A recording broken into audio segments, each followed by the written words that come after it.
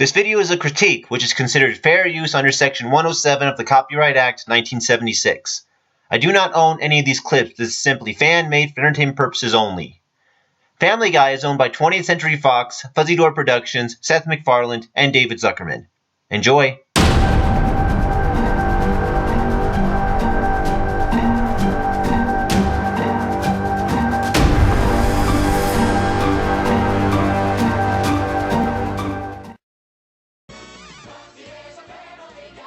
This has been long overdue. Even though I made a two-part video bashing Family Guy, I do truly enjoy Family Guy, especially the earlier seasons, and I still consider some of their episodes classics. What's so amazing about Family Guy is their ability to make an episode either so incredibly good or so incredibly horrible. I think it's time to look at the episodes they got right. And in case you haven't watched my top 10 worst Family Guy episodes videos, I haven't yet seen seasons 13 and 14, so if there are any good episodes from those seasons, I may do a solo review if I feel they would have been good enough to make this list. Also, I'm cutting out 2 or 3 part episodes like Lois Kills Stewie, and Then There Were Fewer, and the Stu and Stewie episodes. Also, I'm cutting out any of the Star Wars specials, solely because I can't choose a favorite out of those ones, and I mean that in the best way possible. Everything else, however, is fair game. So here's my list. Enjoy!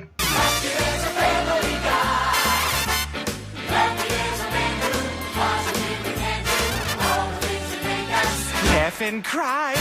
These are family. Number 10. Dahoom! This episode focuses around the Y2K phenomenon, and it's probably the best done episode on the subject. When picking up some stuff for a New Year's Day party, Peter is approached by a man in a chicken suit who wants to give Peter a coupon. Peter refuses because of what happened the last time he took a coupon from a giant chicken. Oh, yeah, and that nice chicken outside gave me this coupon. I'm sorry, this is expired. You son of a...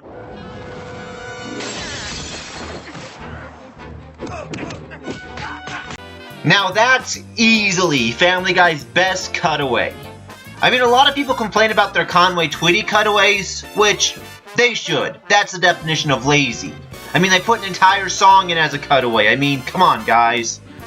But these cutaways, despite being long as well, are so entertaining and well done. Chicken gave me a bad coupon.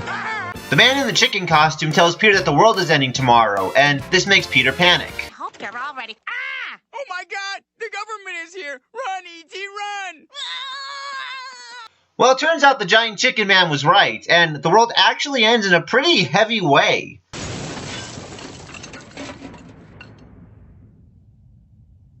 Holy crap! But the Griffins end up surviving without any serious injuries or mutations. Peter suggests they all go to Natick because there's a giant Twinkie factory there, and Twinkies can survive a nuclear holocaust apparently, which is actually a pretty cool little plot point.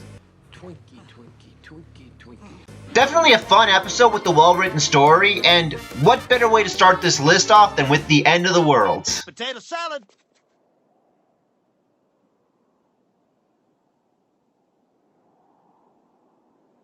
Maybe we should go now. Laugh and cry. These are family. Number 9. PTV. This is the greatest fuck you to censorship I've seen an episode do.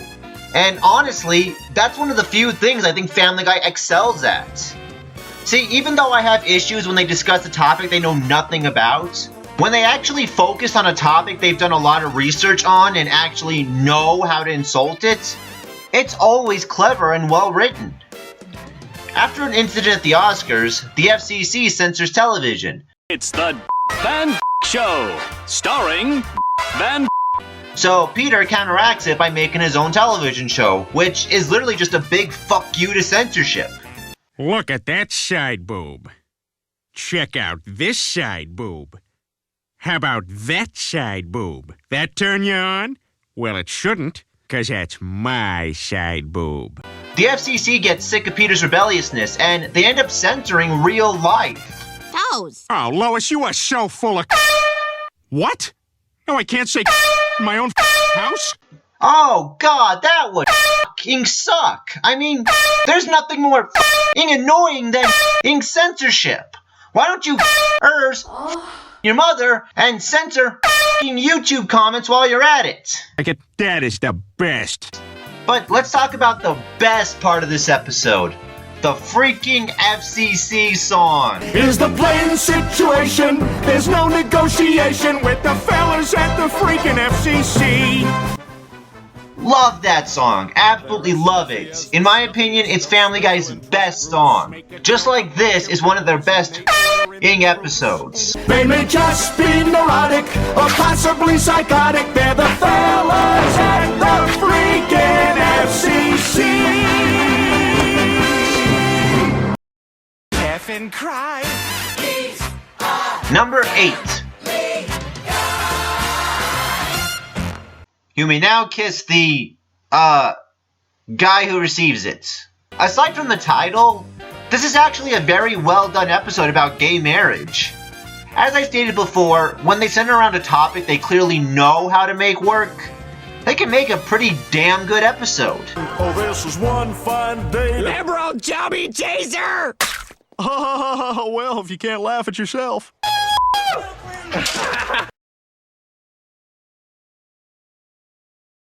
When Brian's cousin Jasper gets engaged to a man, they come out to Rhode Island to get married, as gay marriage is legal there. Unfortunately, Mayor West, suffering immense backlash from the statue he made from taxpayers' money, decides to make it illegal to distract everyone. Understandably angry about that, Brian gets a petition signed to get it legalized again. See, this is Brian actually doing something right for all the right reasons. He's not doing it to get laid, he's not doing it because he wants to look like a hero, he's not doing it to further his own career, he's not doing it because he's ashamed of whatever he's got. He's doing it because he truly cares about his cousin. This is why Brian was such a likable character in the earlier seasons. So, it's a show about 3 hookers and their moms? Brian tries to get Lois to sign, but she reveals that she's against it. That's ridiculous. Gay people have every right to get married. Well, they certainly have every right to be together, but marriage should be between a man and a woman. Again, it's not done in an insulting or tasteless way. She's against it because of how she was brought up, as most people who are against gay marriage are. So Lois doesn't come off as intolerable because you totally see where she's coming from. So 2 straight people who hate each other have more of a right to be together than 2 gay people who love each other? That's what we raised you to believe. This episode also manages to get some really hilarious jokes in about gays that don't come off as offensive and are actually kind of creative. Oh, Jasper, where'd you get these brownies? They're from a bakery in the West Quahog Gay District. I thought they'd help my depression. Oh, I can see why. Oh my God, they packed so much fudge into these. And look at this, there's even a couple of nuts lodged in there. Hey, McButt the crime dog. I heard you and your little chew toy getting it on last night. Keep it down. Sorry, little man. Ricardo and I were playing Clue, and he got me in the bedroom with a lead pipe. See, these jokes work because the characters are using double entendres in the right ways. And to add to this episode, it's a topic that Family Guy did better than Futurama. I mean, that's saying a lot. This is definitely one of Family Guy's best written episodes, and the only one that actually managed to discuss a controversial topic in a mature, creative, and yet still cartoony way. Hey, I say who cares, you know? If gays want to get married and be miserable like the rest of us, I say we should let them. Yeah, you know, man, yeah. Well said, well spoken, BG. Laugh and cry. Number 7. If I'm dying, I'm lying. When Peter and Chris's favorite television show is canceled, Peter pretends Chris is dying so the Granted Dream Foundation will bring it back. So, he's not gonna die? No. Boy, your face was priceless when you thought he was. You're a monster. When the Foundation wants to see Chris's dead body, Peter, looking to avoid jail time, claims he cured Chris because he has divine powers. You cured him? That's right, I have divine powers. Okay, safe drive. As a result of Peter's lie, a ton of people come from all over to worship him. Peter, of course, decides to exploit this, and Lois brings up how he's breaking a 10 Commandments. The number 1 commandment to be exact. And then the lights go out. Aw, Lois, if you're scared, I'll hold you close until the lights are on again. Dad, it's me. Go to your room. Later on, Brian ends up getting fleas, and Chris is stricken with tons of pimples. Brian quickly puts together how similar these events are to the plagues God bestowed onto Egypt in the Old Testament. No, Peter, the light bulbs last night, my fleas, Chris's pimples, they're just like darkness, gadflies, and boils. Brian, that's crazy. There's no evidence that God exists. I mean, look at the Hubble telescope. It's discovered untold wonders of a vast, unexplored universe, but not one picture of a guy with a beard sitting around on a cloud. This all results in the final plague happening, the death of the firstborn son. Hey, Dad, I can see a white light at the end of a long tunnel. Oh, that's great, son. Light is good. Run towards the light. Now, how's that for clever writing? This episode started out with Peter lying about Chris dying, and now Chris is actually dying. And the way they put all this together was phenomenal. It really shocks me watching this how badly Not All Dogs Go to Heaven was butchered, when this episode actually tied religion in pretty damn well as a plot device. This is how the earlier seasons of Family Guy were. They were smart, creative, and really knew what they were doing. And this episode is a prime example of that. A well done episode with some wonderful effort put into it. There's a smile on your face and a bounce in your step as they dig your grave. Laugh and cry. These are family. Number 6. Emission Impossible. Gather around, children. Papa Family Guy is going to tell you where babies come from. In this episode, after Lois' sister has another baby, that, by the way, Peter has to deliver, Push! Push! I am. It won't go back in. they decide to have another baby. Stewie is incredibly angry by this and sets out to ruin it. Where'd you go, my little pumpkin eater? To the can, because kissing you made me barf. What? After many failed attempts, he decides to shrink himself down and give Peter a Star Wars-style vasectomy. The best vasectomy a guy can get.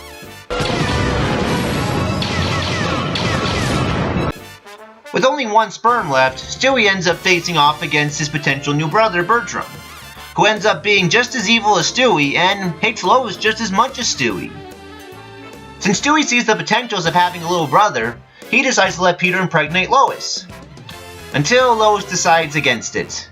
It's been a long time since we had such a wonderful night, and it's gonna be impossible to spend time together like this if we're raising another child.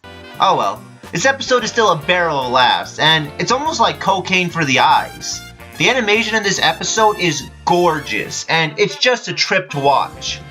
A perfect example of why birth control is unnecessary. I'm kidding! Laugh and cry. Number 5. Death Lives. In this episode, Peter skips out on his anniversary with Lois to go golfing. And as a result, he gets struck by lightning and suffers a near-death experience. Death tells Peter that he's gonna die about 2 years after his wife leaves him. And since it's a near-death experience, Death takes Peter around on flashbacks to his life. My God, that's me. Look how thin I was. Now, that's a pretty creative way to show someone's life flashing before their eyes. Peter ends up seeing how happy he and Lois were when they first started dating, and quickly dismisses the idea that Lois would leave him. Ah, to hell with this. I'm going home. What are you doing? You can't get in that way. I'm sure as hell not going in the back door. Since Peter bailed out on Lois, he ends up leading her on a scavenger hunt, and I gotta admit, he really dedicated himself to making the scavenger hunt as complex as possible. Man, he really wanted to go golfing, didn't he? Screw that. I busted my ass keeping Lois busy so I could be here. Oh god, did you ever. Peter ends up meeting Death's mother, who was voiced by the same actress who played George's mother on Seinfeld. Sorry? Is Sorry gonna reheat the casserole? Put your jacket on or you'll get frostbite. I don't have skin. That's 'cause you didn't eat your beans. I go out for a quart of milk. I come home and find my son treating his body like it was an amusement park. Huh. I guess George ended up becoming Death. I gotta admit, that makes me feel a little bit better about dying someday, if Jason Alexander's gonna be the first person I'll meet. Well, it turns out Death is having issues finding a girlfriend, and Peter ends up helping him out in exchange for fixing things with Lois. And Death repays the favor by helping Peter set this up.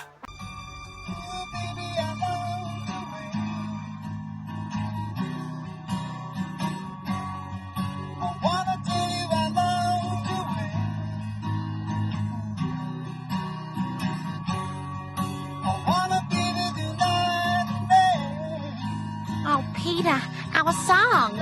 Aww, it's so sweet. Now, this episode is not only really fun, it's actually really romantic. Not bad, Family Guy. Not bad at all. Laugh and cry. Number 4.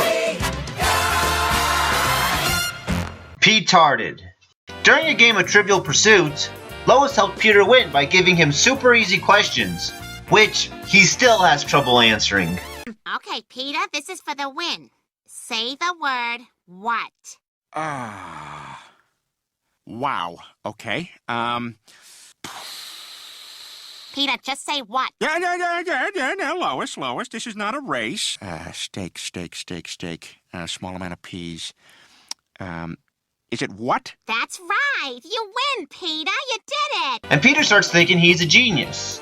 When Brian tells him to take an IQ test, Peter, shockingly, is considered mentally retarded, much to his dismay. I kind of get the helmet, but what's with the water wings? Well, you did order the soup. Oh, like something could happen. Get me out! See, normally you would think a joke like this would be offensive, but because you're so used to Peter being an idiot, it just seems like something he would do, albeit a little bit more over the top now, in a good way. These water wings didn't help at all! After he hits Tom Tucker while driving home, he takes advantage of his mental retardation, which results in him horribly injuring Lois. Uh-oh. Lois, you look worse than that Rocky Dennis kid from Mask. Because of all the stuff he's been doing, he ends up losing his kids, who end up staying with Cleveland. And when Peter tries to frame Cleveland for being a bad foster parent, he gets put on trial. Your Honor, I would like to call to the stand my surprise witness, the ghost that never lies. But I'm the only one who can see him and hear him, so I'll let everyone know what he's saying. Now this episode is one of Family Guy's funniest. I mean, at this point, you're kind of used to Peter doing retarded things. But because the episode focuses around him being diagnosed as retarded, the jokes are allowed to get more over the top, and as a result, it works a lot better. Now, many people consider this the best Family Guy episode ever. And while I definitely agree it's a great episode, I wouldn't consider it the best. But it's definitely an entertaining episode that you'll be glad to lose millions of brain cells watching. Well, would you kindly point him or them out for this court? Don't point at me, you jackass! Laugh and cry. Number 3. Road to the Multiverse. I absolutely love the Road to Wherever series that Family Guy does. I mean, yeah, I made a joke about Road to Vegas, but I really do enjoy that episode too. Road to the Multiverse, however, is easily my favorite episode. I mean, if it's not obvious, I'm a huge fan of creativity, and not knowing where an episode is going to go usually makes it more engaging and entertaining to me. This episode focuses around Stewie and Brian going into a bunch of different universes, and it's really interesting. The universes are creative and incredibly smart. Now, the person who wrote this episode, Wellesley Wild, God, I really hope I pronounced that right, also wrote PTV and Petarded. So, I think it's safe to say that he knows how to make a smart episode.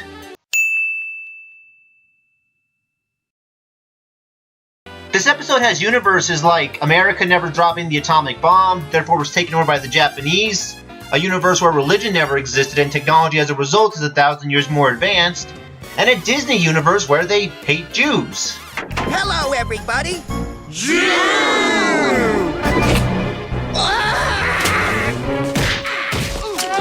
I mean, you make an episode solely around these subjects and you're gonna offend a lot of people. But when you make a quick joke about this stuff, you actually have a better chance of hitting a bullseye. And it seems like this episode really understands that. A smart, enjoyable, intriguing, and absolutely hilarious episode written solely by a man who knows what he's doing. Thank you, Mr. Wild. Laugh and cry. Number 2. Peter, Caviar Eater. I absolutely adore this episode. I find it to be the funniest, well-paced, and most enjoyable episode Family Guy's ever made. When Lois's detestable Aunt Marguerite comes for a visit, Peter is, of course, angry by this, because Marguerite was a complete cunt to him. Oh, shut up, that's what she is! But when Aunt Marguerite arrives, this happens. Aunt Marguerite? Lois. Oh my God. She's dead. Whoa. Careful what you wish for, huh, Lois? That is wonderful. That's probably one of the best jokes Family Guy ever made. I mean, it's kind of dark, but it's just so straightforward and sudden that it works so well. Well, Lois's aunt ends up leaving them her mansion, and Peter, incredibly excited by that, does this. Oh, you sweet old broad, I love you. Hey! Oh my God. She's dead. Oh my God, that's two dark jokes in a row they got right. A feat they've yet to equal. After arriving at the mansion, they are greeted by a staff that performs a song that's so good, I consider it second best to the FCC song. From here on in, it's easy street. Any bars on that street? 24 happy hours a day. Oh boy! We'll stop Jehovah's at the gate. Can I see that pamphlet, sir? God, that's awesome. Well, after Peter makes an ass out of himself in front of Lois's rich friends, Brian teaches Peter how to be sophisticated. But the treatment works way too well, and Peter ends up believing himself to be a rich, successful person like Lois's friends, and ends up doing this. The vessel goes to $100 million. $100 billion. Since Peter can't afford the vase, he ends up trying to sell his mansion to pay it off. And because he bought the vase from a historical society, he does this. So you're saying that Jesus carved his name into this mantle 51 years before he was born? Yeah, he's Jesus. He can do anything. And look over here. That's where the stock market crashed. That's really inventive. I'm not gonna lie, that's actually very, very creative. Well, Peter ends up finding out that his mansion actually is historical, as it was used by presidents to sleep with prostitutes. Oh my God, that's ingenious too. Like, how do you come up with something like that? And yet, it works so well. I mean, can we end this with a clever joke too? And, FYI, Lincoln had the jungle fever. That's it. It's official. This, in terms of comedy, is Family Guy's most inventive and clever episode. I seriously applaud the job done in this episode. Even though not many people think of this episode as the best in terms of comedy, I certainly do. Not only is the comedy so plentiful in this episode, there's actually a nice blend with the comedy. For example, Lois flashes back to when her and Peter first started dating, and this is what happens. See, there's just something about the fact that Peter would drop a woman on her ass the second he saw Lois that not only makes it funny, but kind of touching. But this is how good the comedy is. It can actually manage to seem sweet, while still technically being cruel. Definitely one of the most hidden gems in this diamond of a series. Now that you're stinking rich, we'll gladly be your bitch. My God, this house is Freaking street. Welcome. Now this is usually the part where I do honorable mentions, but instead, I thought I'd show you the episodes I'd rank 11 through 20. Now, my number one episode is definitely going to shock a few people, especially if you saw how badly I talked about one of these characters in my last list. I just want you to know, I hate the newer version of this character. But the earlier version was still really likable, and it really shows in this episode. F and cry. Number 1. Brian and Stewie. In this episode, Brian and Stewie get accidentally locked inside a safe at the bank, and they're stuck there for 2 days. At the start, Stewie craps himself when the doors close, and in order to avoid Stewie getting sick and being trapped with a disgusting odor, Brian has to eat Stewie's shit. Literally. What is it? What are you driving at? Eat it. What? Eat it, Brian. That's actually not a bad dilemma.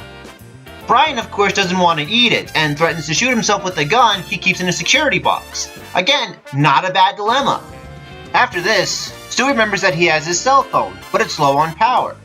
Instead of calling for help, however, he calls to return a $3,000 sweater and drains the battery. And this provokes Brian to smack him. You stink, and now I'm trapped in here with you and your stink because you were too stupid to call somebody who could help us. Now, this seems like Brian's being an asshole, but in all honesty, you can totally understand why he would do something like that.